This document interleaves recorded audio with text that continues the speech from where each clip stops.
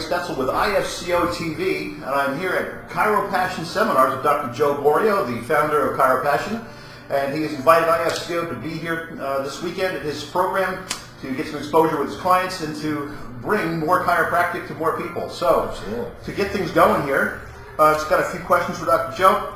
Joe, what drives Joe Borio to get up in the morning and to go to work? What drives me?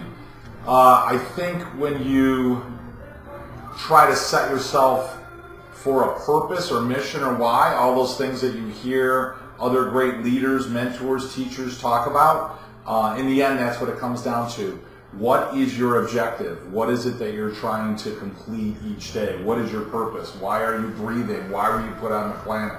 So those are questions I think some of us have unanswered, but sometimes you're the only one that can answer that. You know, I truly believe God made us for a reason, just like DeWalt makes a tool for a reason, you know. So God made me to be a chiropractor. So my job, my role, my greatest way to express my purpose is to get out there and teach people and care for them with chiropractic care. So that's, I would say it's my purpose, 100%. All right, neat. Now, you're a practicing chiropractor. Yes.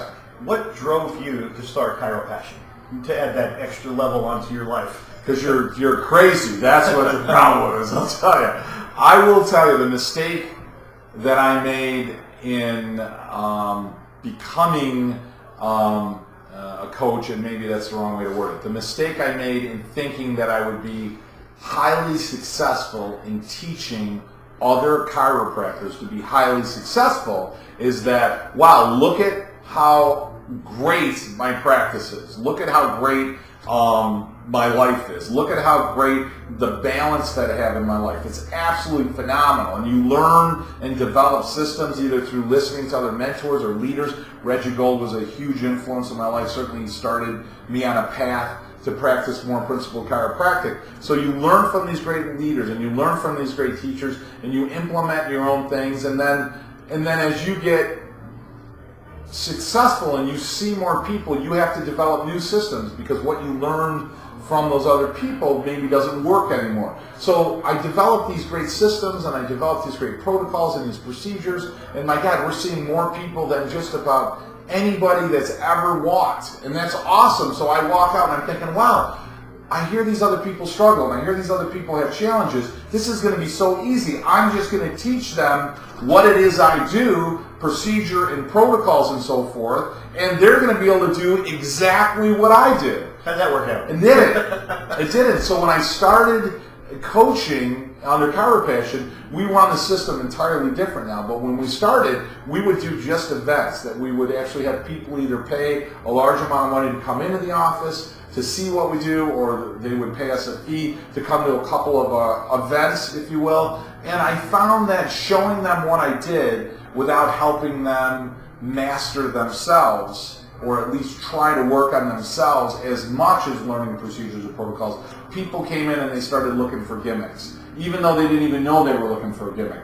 Hey, what pen? What ad do you use in the newspaper? What type of technique do you use? All of a sudden it became everything else other than what was critical to serve the masses, to love, to master what we do. So I realized that the best journey from that initial mistake that I made, the best journey was self-mastery. You have to learn to master yourself, your fear, your lack of certainty, your lack of clarity, your inability to communicate effectively the principle. And once you start to master that, it doesn't really matter what protocol or procedure. You know, Reggie used a different protocol and procedure than Bob Schiffman does, or Jim Sigafus, or what I do, or Zeno, or whatever. Everyone does things differently, yet you serve at such a high level. So procedures and protocols are really important, but that isn't the real value. The value is mastering yourself, overcoming that lack of certainty or clarity, that inability to communicate the message.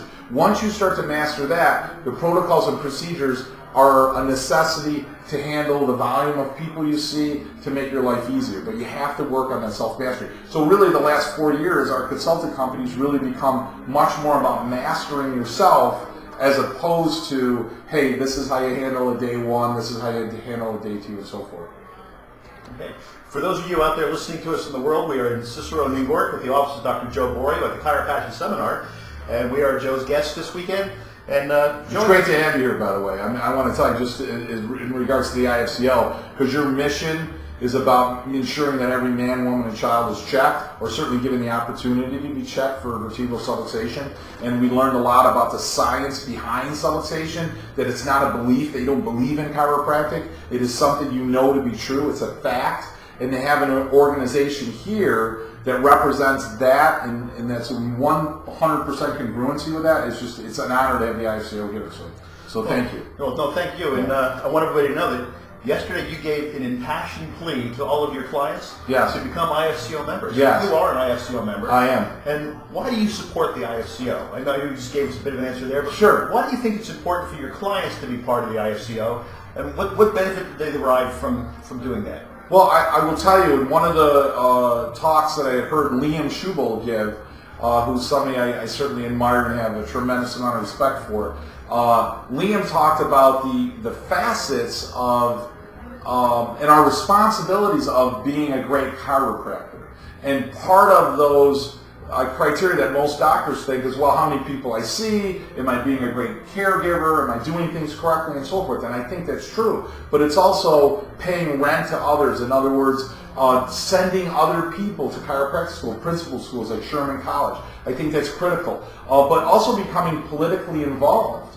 I don't think any of us realize, and we certainly forget, not only the sacrifices that our forefathers and mothers made for us to be chiropractors. That's number one. But number two, that we're defined on what we can and cannot do by the laws that are written, especially here in the United States. I mean, we're an over-regulated country right now. So knowing that, the IFCO is critical because it really focuses on protecting truly that sacred trust, the idea that every man, woman, and child at the very least should be given the opportunity and the choice to be checked for subluxation for the vitalistic reason and not adjusted or manipulated or mobilized so their back doesn't hurt. And the IFCO understands that, and they're out there to protect that. So they're a group and an organization that's trying to put men and women on boards across the United States and across the world so that that ideal of what chiropractic is fully represented, 100%. So us supporting that body, that group of individuals such as yourself, is going to make a tremendous impact on what chiropractic is and how it's shaped in the next 10 or 20 years. One of the really big, important groups that's going to be watching this interview are our chiropractic students. Yes. What message would you give to our students about the future of their education and where they're headed? The first advice that I would give a chiropractic student is to read B.J. Palmer, to read D.D. Palmer, to read Stevenson. That would be the first piece of advice I would give a student, because I think what happens, and I remember myself, I went to National College of Chiropractic, and that was a very allopathic mindset, a very allopathic-driven school. So you have schools out there like Sherman that are trying to embrace and enhance and put forth the vitalistic concept of the ideal of what chiropractic is, but you have a lot of other schools that aren't. They're very much involved in that allopathic approach to what care is, and we don't want to lose what chiropractic is. They knock on the door of a chiropractor because they want something different than what allopathic care offers. I mean, any of us can get a pill, that we can get a body cut in and open to. I mean, we have full access to medical pretty much anytime we want it. So why would you go to a chiropractor? Because you're looking for something different. So be different. Offer them an alternative. Offer them a choice that there's no other place they're going to get that other than at a chiropractor. And what you want to offer them is what chiropractic is. Embracing what innate is, embracing what universal intelligence is, embracing that awesome healing intelligence that's within each of us, and that we don't want to have interfered with at any level. And if we can release that and allow the body to work better, the body will always work better with less subluxation, with less interference, with a higher degree of integrity to the nervous system.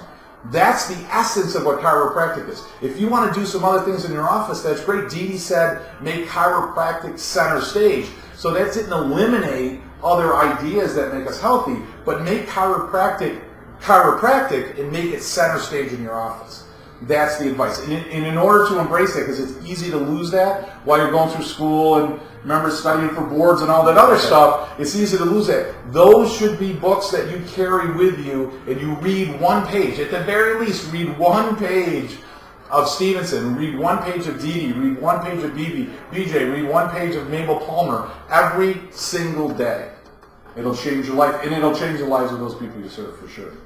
Great. Any other messages you have for IFCO-TV? Or yeah, I would say be excited to be a chiropractor. It should be fun. It should be exciting. It should be purposeful. It should be meaningful. You should measure your life on the level of success by what you're able to do for other people. And there's one of the greatest, certainly there's other professions to do that, but one of the greatest professions that you could certainly fulfill that purpose in is being a chiropractor.